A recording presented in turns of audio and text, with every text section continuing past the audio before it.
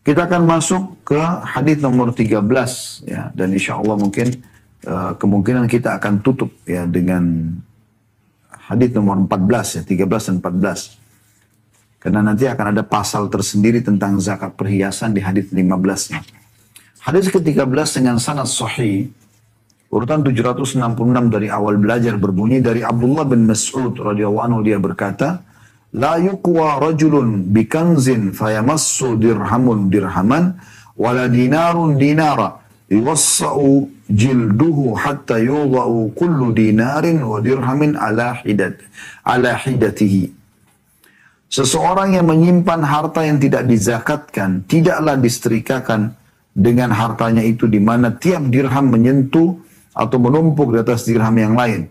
Tiap dinar menyentuh, menumpuk di atas dinar yang lain, tapi kulitnya diperluas sehingga setiap dinar dirham diletakkan berjejer masing-masing sebanyak jumlahnya.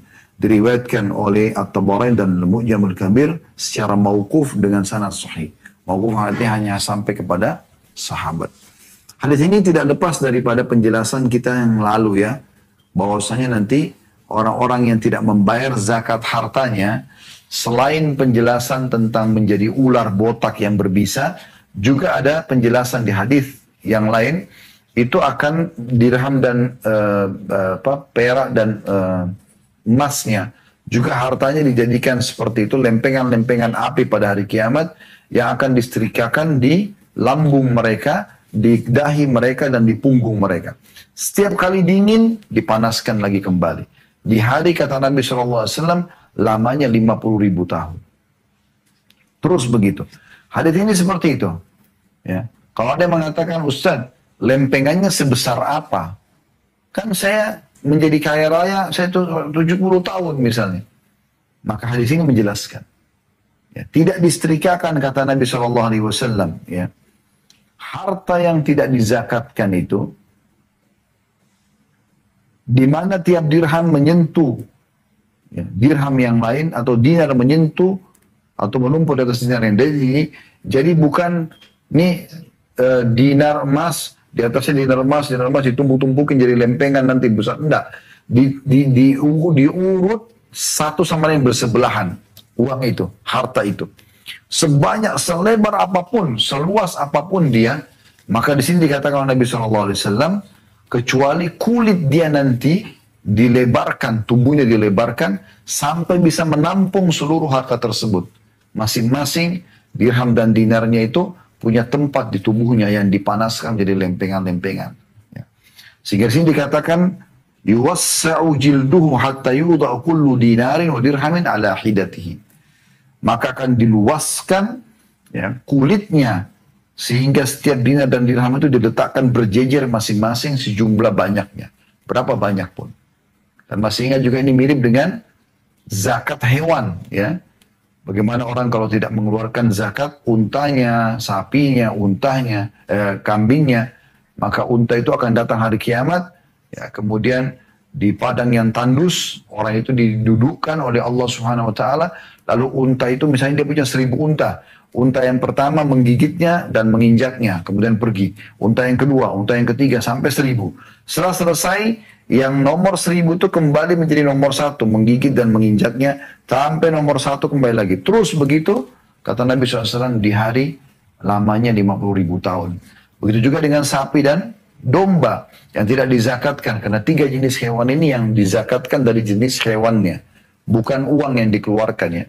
Beda kalau Anda punya jenis-jenis hewan yang kayak ayam dan segala macam, itu modalnya saja dimasukkan dalam zakat harta secara umum. Tapi 3 jenis hewan ini harus keluar zakatnya dari jenis hewan itu sendiri. Kalau tidak dikeluarkan, maka sapi akan didatangkan semuanya bertanduk, ya, tidak ada yang patah, tidak ada yang retak dan runcing. Begitu juga dengan domba, misalnya ada 1000 ekor, maka akan menanduknya dan menginjaknya. Nomor 1, nomor 2, nomor 3 sampai nomor 1000.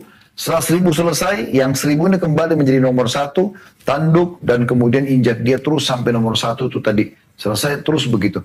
Di hari kata Nabi SAW, 50.000 tahun. Dan ini siksaan yang luar biasa.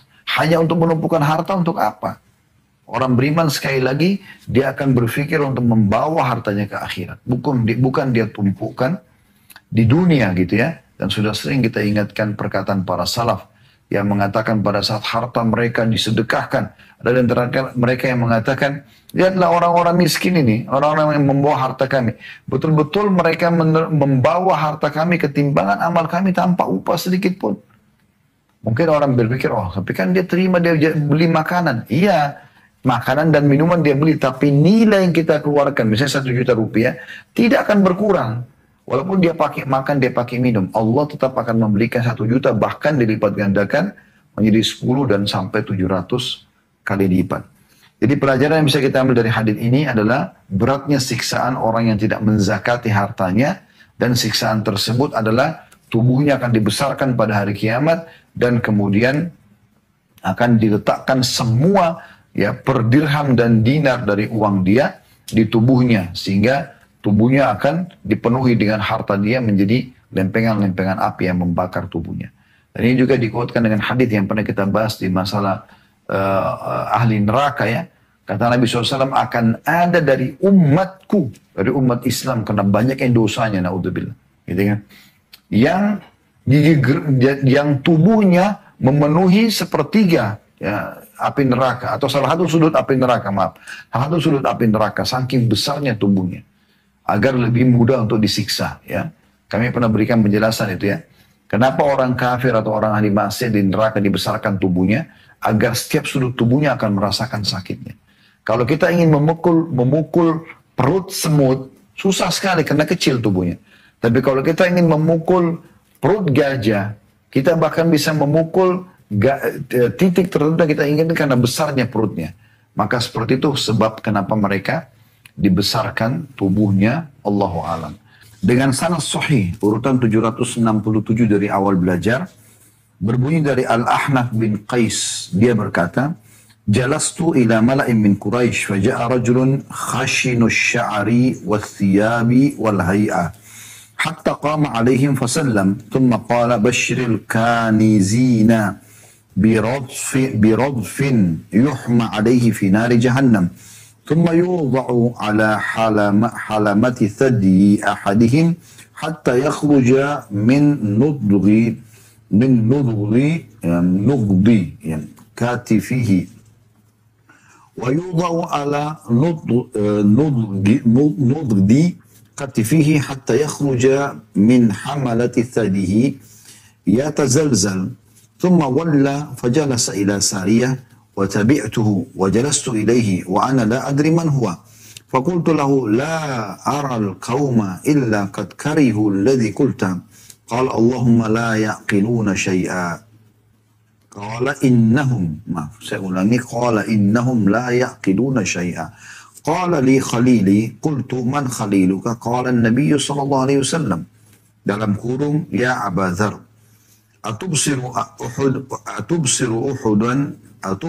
uhudan qala fanadartu ila asy-syamsi ma baqiya minan nahar wa ana ara anna Rasulullah sallallahu alaihi wasallam yursiluni fi hajatin lahu qultu na'am qala ma uhibbu anna li mithla uhudin dhahaban unfikuhu kullahu إلا 3 دنانير وإن هؤلاء لا يأخلون إنما يجمعون الدنيا لا والله لا أسألهم دنيا ولا أستفتيهم عن ديني حتى ألقى الله عز وجل.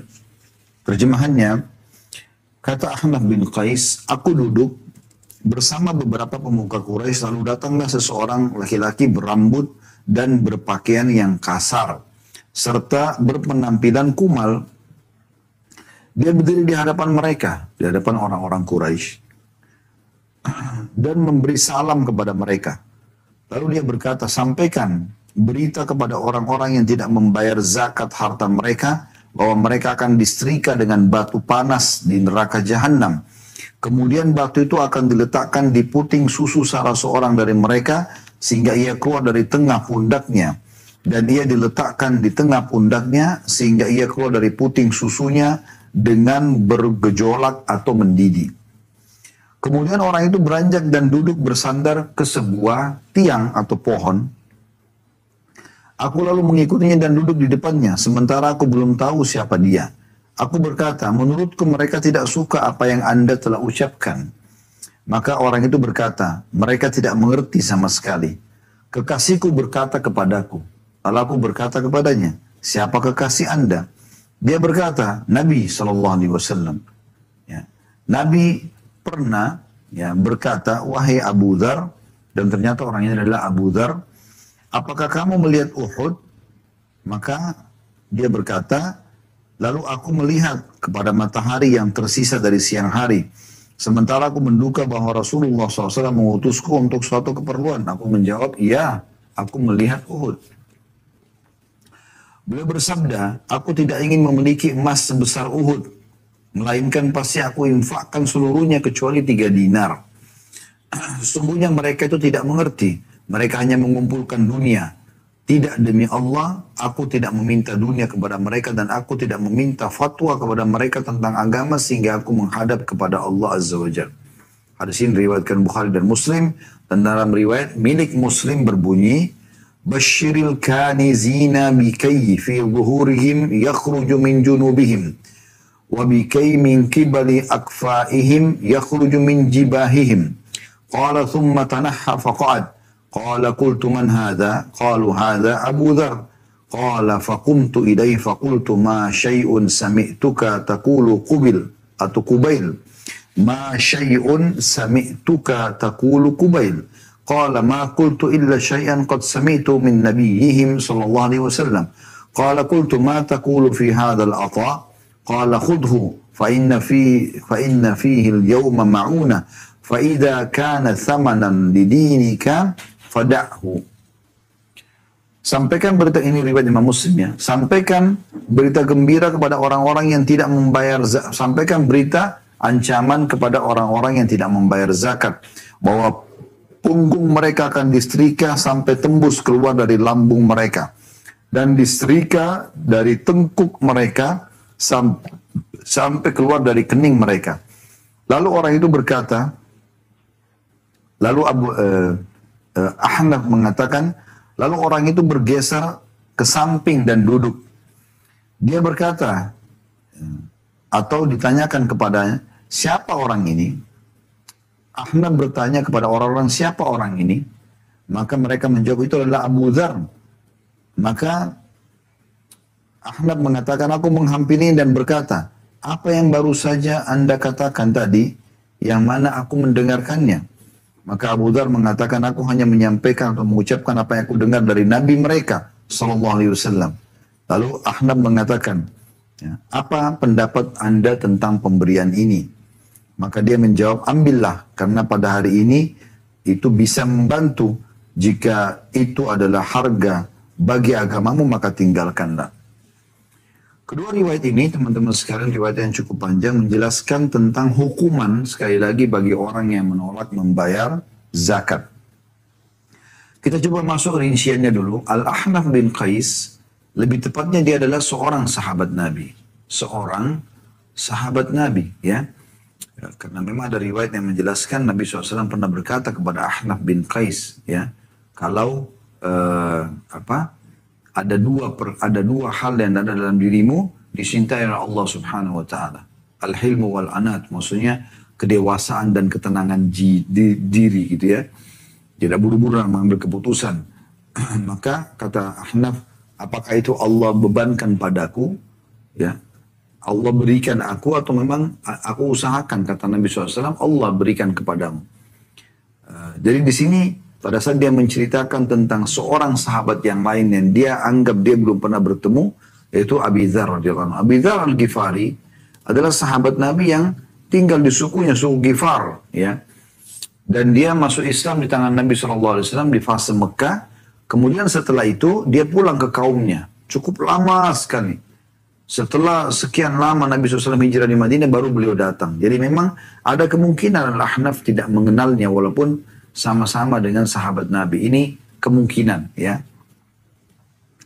Baik, kita masuk teman-teman sekalian. Ahnaf menceritakan, dia bilang, saya pernah di Mekah setelah Nabi SAW meninggal. Mekah sudah dikuasai oleh kaum muslimin. Ada sebagian orang-orang Quraisy lagi duduk dan ada satu orang berdiri. Ya. Lalu kemudian berbicara pada mereka. Dan penampilan orang ini sederhana sekali. Ya.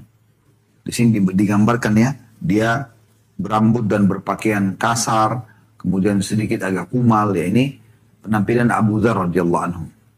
Maka Anda mengatakan orang itu berdiri, maksudnya Abu Dzar menceritakan kepada orang Quraisy, mengatakan, sampaikan berita ancaman kepada orang-orang yang menolak bayar zakat, bahwasanya akan diletakkan di puting mereka batu yang panas dari harta mereka itu, yang saking panasnya menembus ke punggungnya, dan diletakkan di punggungnya menembus ke putingnya bagian depan, itu saking panasnya batu itu. Ya. Kemudian setelah itu dia pun meninggalkan majelis itu, kemudian dia bersandar di sebuah pohon. Lalu kata Ahnaf, saya datang kepadanya lalu saya tanyakan, sepertinya orang-orang tadi tidak suka dengan apa yang Anda ucapkan. Kata Abu Dzar, mereka tidak faham. Saya hanya menyampaikan apa yang Nabi mereka telah sampaikan. Ya. Maka disampaikanlah hadis tersebut kepada orang, ya. Abu Dzar sampaikan hadis itu kepada Al-Ahnaf bin Qais, yaitu satu hari pernah saya duduk bersama Nabi SAW dan Nabi mengatakan, apakah kau lihat Uhud? Ya, maksudnya masih kau lihat Uhud enggak? Gitu. Karena di kota Madinah itu Uhud terlihat sekali ya, sampai sekarang pun sudah ada building-building besar, Uhud terlihat gitu. Maka kata Nabi SAW kepada Abu Dzar menceritakan kepada Ahnaf bin Qais ya, yang menanyakan kepada dia. Kata Abu Dzar, saya pernah duduk bersama kasihku Rasulullah SAW dan Nabi bilang, apa kau lihat Uhud, hai Abu Dzar? Abu Dzar mengatakan, saya pikir waktu itu Nabi tanya karena Nabi ingin menyuruh saya sesuatu. Ya, ingin menyuruh saya membeli hajat, ada hajat yang beliau inginkan. Karena kalau Uhud masih nampak berarti masih terang. Ya, kalau malam hari sudah tidak nampak pada waktu itu. Jadi dia tangkapnya, oh ini masih siang menjelang sore. Nabi mungkin menyuruh saya. Pernah tidak? Nabi SAW, waktu Abu Dzar mengatakan, ya saya lihat gunung Uhud. Dia siap kalau Nabi suruh gitu. Kata Nabi mengatakan, ketahuilah, kalau seandainya saya punya emas sebesar Uhud itu, yang kau bisa lihat sekarang, maka pasti akan aku infakkan semua kecuali 3 dirham. 3 dirham maksudnya sesuai dengan kebutuhan saja. Sisanya aku bawa ke akhirat gitu. Sesungguhnya banyak orang yang tidak mengerti kata Nabi SAW. Mereka hanya mengumpulkan dunia, sibuk. Ya, seperti kalau kita sekarang memenuhi rekening-rekeningnya, gudang-gudang hartanya. Lalu kata Nabi SAW, tidak demi Allah, aku tidak meminta dunia dari mereka. Aku tidak pernah suruh umatku untuk mengumpulkan dunia. Aku juga tidak minta fatwa dari mereka untuk mereka cari-cari boleh atau enggak. Udah jelas kok yang aku sampaikan. Harta infakkan karena akan panen pahalanya di akhirat. Pakai sesuai dengan kebutuhan kalian di dunia. Udah begitu saja. Ya.